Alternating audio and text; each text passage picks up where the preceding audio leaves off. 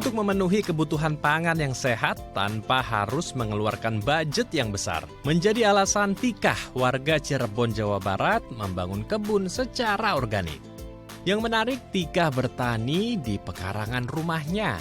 Dalam kebunnya ia menanam berbagai jenis sayur seperti pakcoy, kale, terong, tomat, hingga buah-buahan seperti melon dan pisang.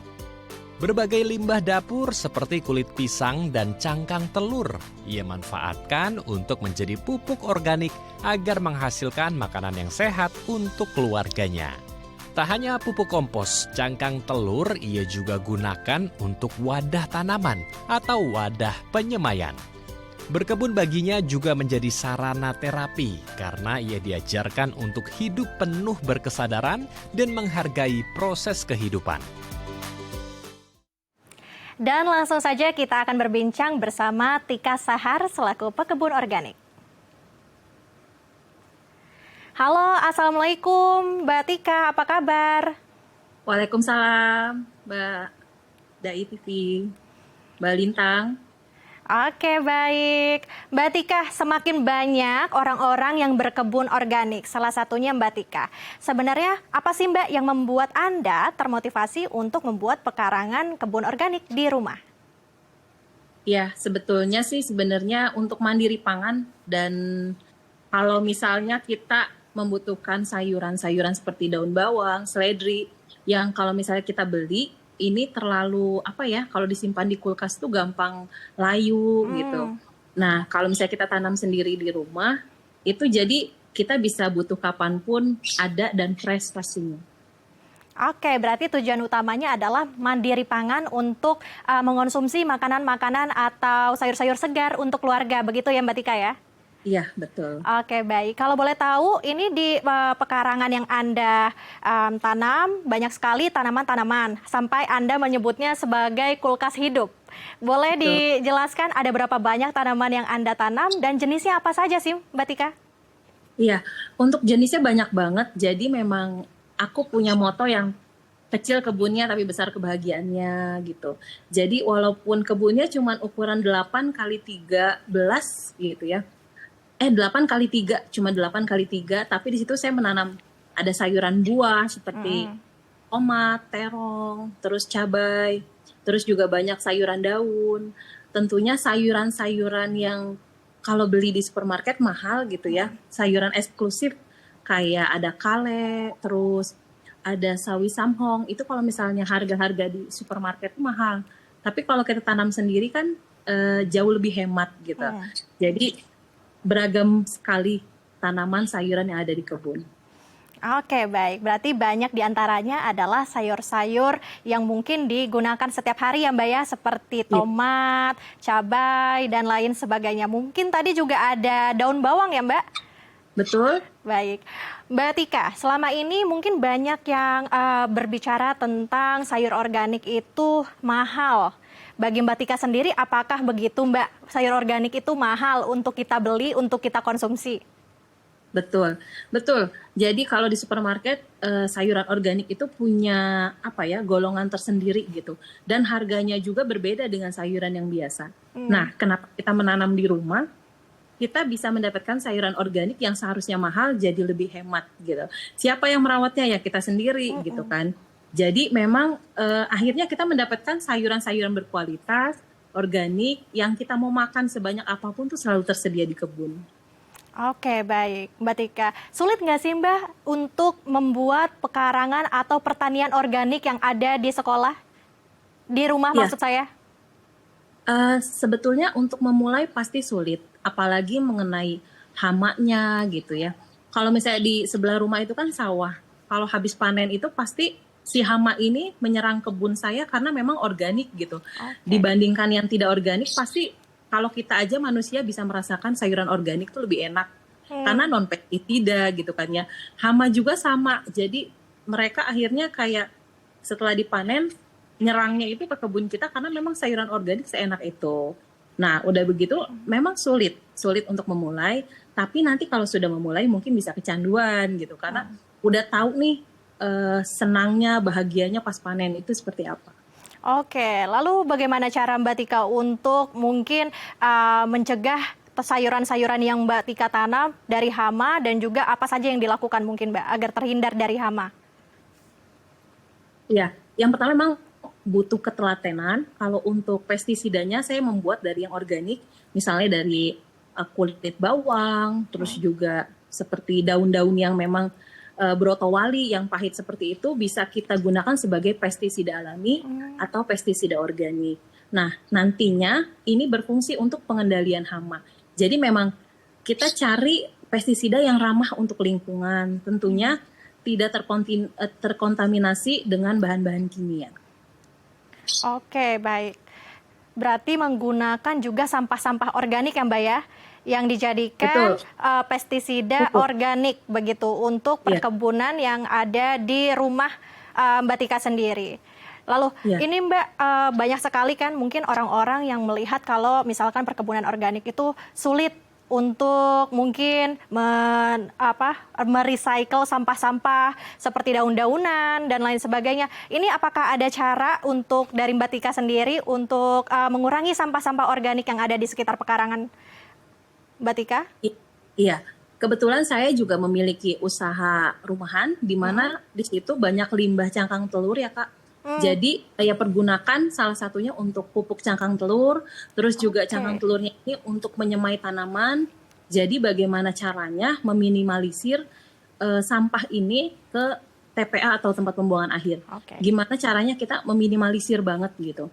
Nah, dari sampah-sampah dapur ini kita memang harus yang pertama kita punya kompos bag ya, tempat pembuatan kompos. Jadi setiap habis masak ini kita pilah gitu antara yang sampah organik dan non organik. Yang organiknya kita perlakukan gimana caranya mengolah menjadi pupuk organik. Jadi benar-benar kita tidak mengotori lingkungan gitu. Dengan adanya kebun ini jadi wadah juga supaya bisa nih sampah rumah tangga bisa jadi pupuk yang menyuburkan tanaman di rumah. Oke, sampai akhirnya dari sampah menjadi pupuk. Ini bagaimana Mbak proses kreatifnya dari Mbak Tika sendiri? Ini sangat unik sekali ya, dari cangkang telur bisa jadi tempat semai dan juga pupuk organik. Iya, sebetulnya itu dari kesadaran saya sendiri karena memang banyak sekali kasus dari sampah itu akhirnya luar biasa ya, bukan cuman hari ini gitu, tapi ke puluhan tahun ke depannya ini berdampaknya sangat-sangat serius gitu.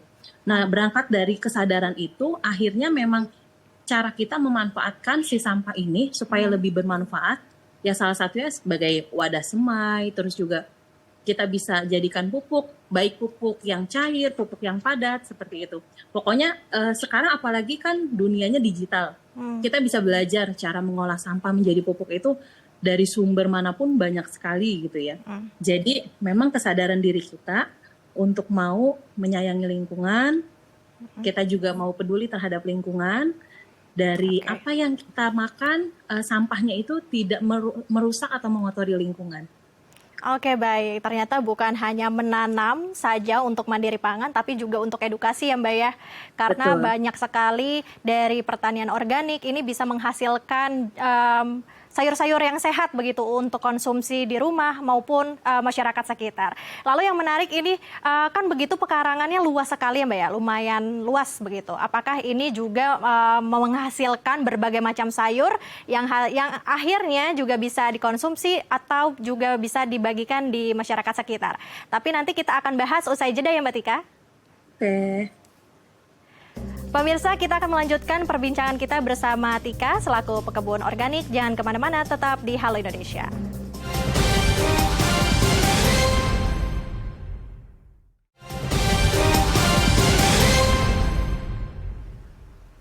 Terima kasih pemirsa masih bersama kami di Halo Indonesia.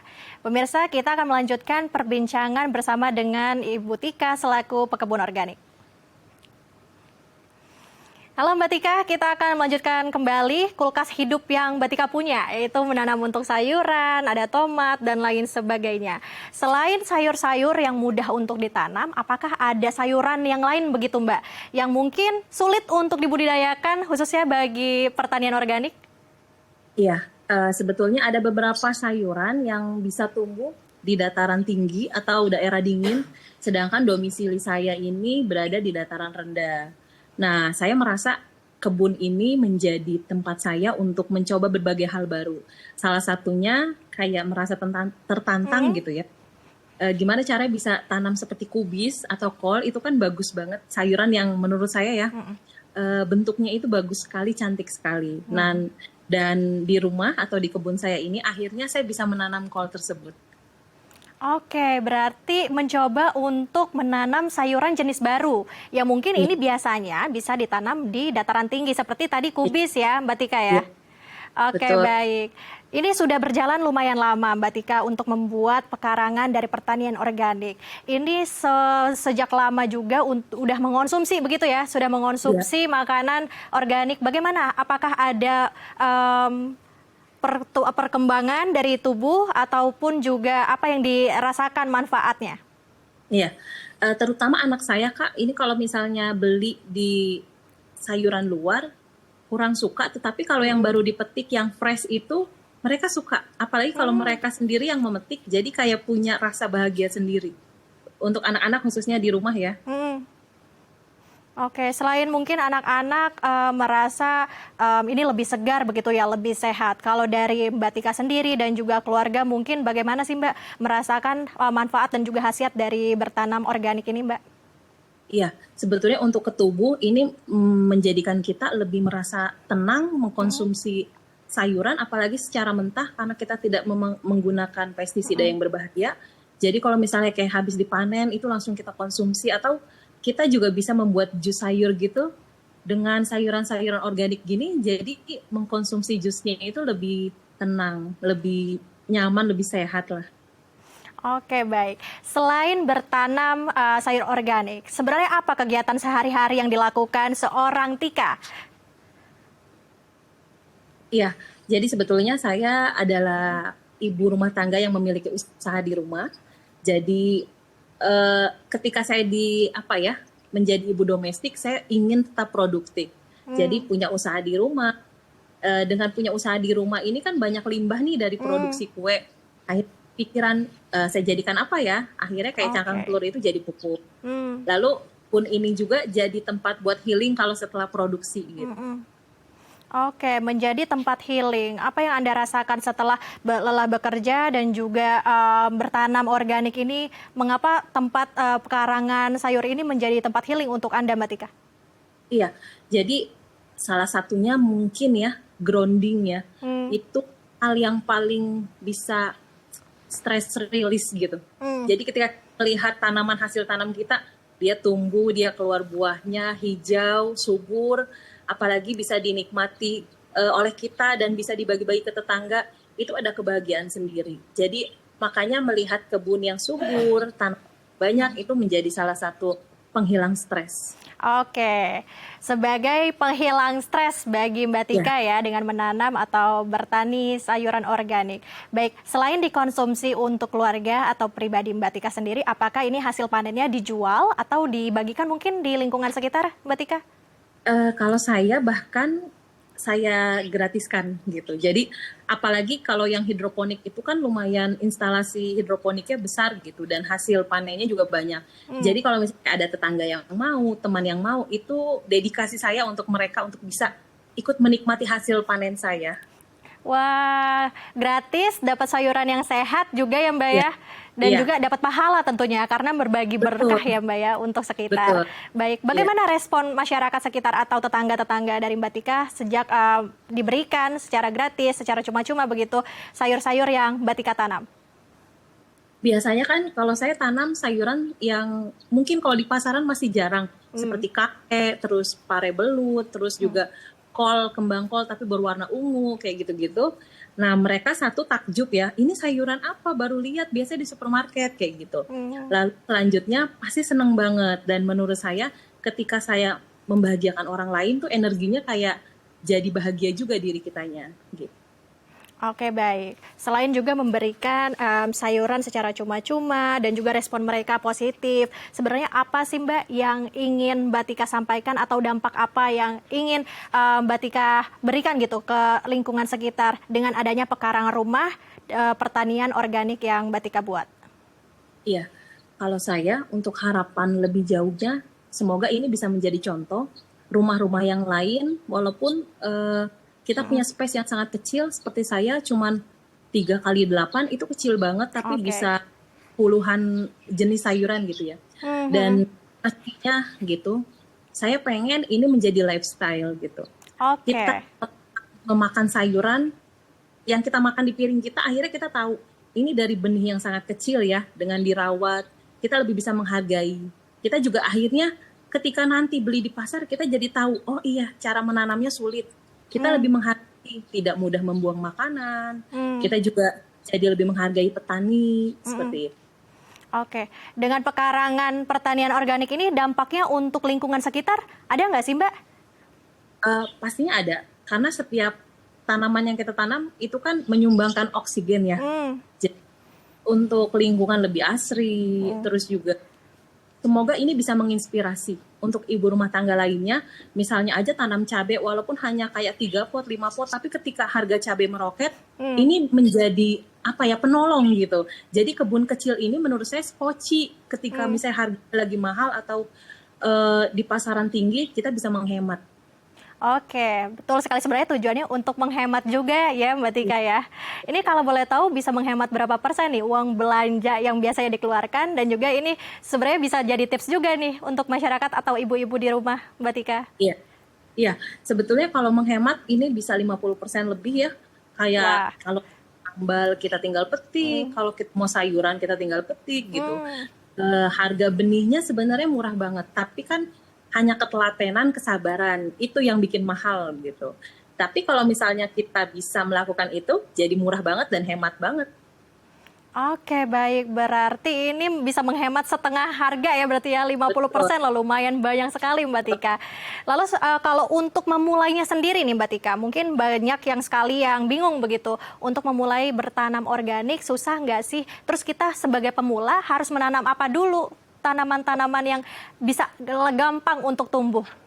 Ya, kalau saran dari saya, mungkin kalau untuk menanam pertama, kita tanam dulu sayuran daun. Sayuran daun itu mencakup apa saja seperti kangkung, bayam, sawi gitu. Kalau memang ini sudah bisa dan tahu, oh cara semainya seperti ini, pindah tanamnya seperti ini, perawatan hingga panennya udah tahu, baru kita berlanjut, kita coba tanam sayuran buah seperti tomat, terong, cabai gitu. Oke, baik. Berarti tanaman-tanaman daun dulu ya, Mbak Tika ya. Lalu mungkin bisa merambah ke sayuran-sayuran lainnya. Oke, mungkin yang terakhir Mbak Tika, dengan berkebun organik dan juga tadi hidroponik juga ada ya Mbak ya. Mungkin bagi orang-orang atau masyarakat di luar sana yang ingin menanam organik, apa yang harus dilakukan terlebih dahulu? Iya, untuk menanam organik pastinya pertama kita harus perhatikan banget pemilihan pestisida. Kita gunakan yang paling ramah lingkungan. Lalu yang kedua, sebenarnya kita bisa menggunakan dari sampah dapur nih, misalnya ada tomat yang terlalu tua, ini bisa kita semai. Jadi kita merawatnya dengan secara organik, memulainya juga kita menggunakan pupuk-pupuk yang organik. Kita bisa bikin juga pupuk organik dari limbah dapur seperti sayuran, buah, dan lain-lain. Itu nanti ada pupuk cairnya seperti cairan air lindi, bahasanya seperti itu istilah. Ini bisa kita pelajari dulu. Jadi kita tahu media yang organik seperti apa, cara perlakuan menanamnya, pengendalian hama organiknya. Ini yang perlu kita pelajari dulu sedikit-sedikit. Oke, baik. Lalu bagaimana Mbak? Bila masyarakat atau mungkin yang ingin menanam organik ini tidak memiliki lahan yang banyak begitu? Iya, oke. Kalau menurut saya nanti bisa manfaatkan vertical garden dengan bikin rak. Misalnya dia 3 shape gitu ya, itu bisa atasnya daun bawang, tengahnya sawi, terus paling bawah bayam. Jadi lahan yang sangat sempit itu bisa dengan polybag, pot seperti itu. Tidak perlu dengan tanah, karena di kebun saya juga hampir 80-90% ini di dalam polybag. Jadi nggak di tanah langsung. Oke, baik. Tidak perlu lahan yang luas, tetapi juga kita bisa memanfaatkan dengan pot atau polybag yang kecil untuk menciptakan perkarangan dengan tumbuhan-tumbuhan organik. Terima kasih Mbak Tika sudah berbagi bersama kami di Halo Indonesia. Sampai jumpa. Salam sehat, Mbak. Ya, sampai jumpa. Pemirsa, usai jeda saya akan mengajak Anda untuk mengenal sosok Ihsanuddin yang menyediakan pendidikan gratis bagi anak-anak tidak mampu di Desa Sungai Siur. Informasinya usai jeda, tetap di Halo Indonesia.